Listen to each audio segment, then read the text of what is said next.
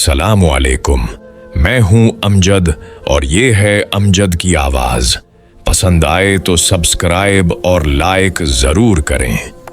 एक दौर दराज गांव में 3 दोस्त रहते थे। तीनों एक दूसरे को बचपन से जानते थे। गुर्बत उनके घरों की मुस्तकिल मेहमान थी।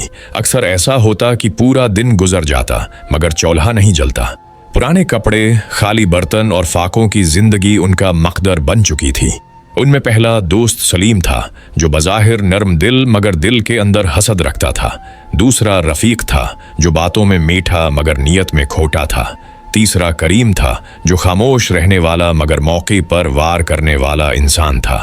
एक दिन शदीद भूख ने उन्हें मजबूर कर दिया। सलीम ने कहा, अगर हम यही रहे तो एक दिन भूख से मर जाएंगे। बेहतर है किसी दूसरे शहर चलें, मजदूरी करें, शायद किस्मत बदल जाए। तीनों ने हाँ कर दी। घर वालों की इजाजत भी नहीं ली क्योंकि घर में रोकने वाला भी कोई न था।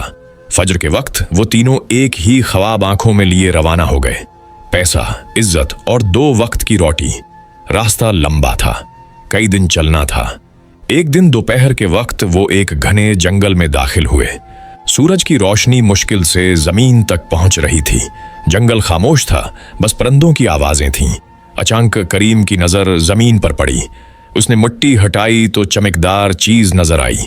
सबने मिलकर खुदाई की तो सोने के सुके, हार, कंगन और ज़ेवरात निकल आए। तीनों की आंखें चमक उठीं।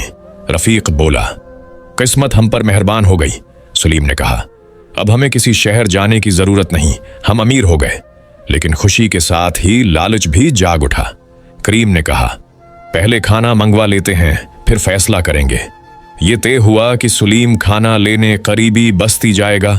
सलीम चल पड़ा मगर चंद कदम के बाद उसके दिल में शैतान ने वसूसा डाला, अगर मैं खाने में जहर मिला दूं तो ये दोनों मर जाएंगे, सारा सोना मेरा हो जाएगा, मैं अकेला अमीर बन जाऊंगा। वो बस्ती पहुंचा, खाना खरीदा और चुपके से जहर मिला दिया। वापसी पर उसके चेहरे पर झूठी मुस्कुराहट थी मगर दिल में खूनख्वार इरादे। इधर जंगल में बैठे रफीक और करीम भी खामोश न थे। रफीक ने आहिस्ता कहा, हम क्यों 3 हिस्से करें? अगर सलीम को खत्म कर दें तो आधा आधा सोना हमारा। करीम ने थोड़ी देर सोचा, फिर बोला, हाँ यही बेहतर है। जब सलीम वापस आया तो जैसे ही उसने खाना रखा, दोनों ने अचानक उस पर हमला कर दिया। सलीम को संभलने का मौका न मिला। चंद लम्हों में उसकी सांसें रक गईं। रफीक ने कहा, चलो अब सुकून से खाते हैं। दोनों ने वही खाना खाया जिसमें जहर मिला था। चंद ही मिनटों में उनके पेट में शदीद दर्द उठा। आंखों के सामने अंधेरा छाने लगा। रफीक जमीन पर गिर पड़ा। करीम चीखने लगा मगर कोई सुनने वाला न था। कुछ ही देर में जंगल की खामोशी ने 3 लाशों को अपने अंदर समेट लिया।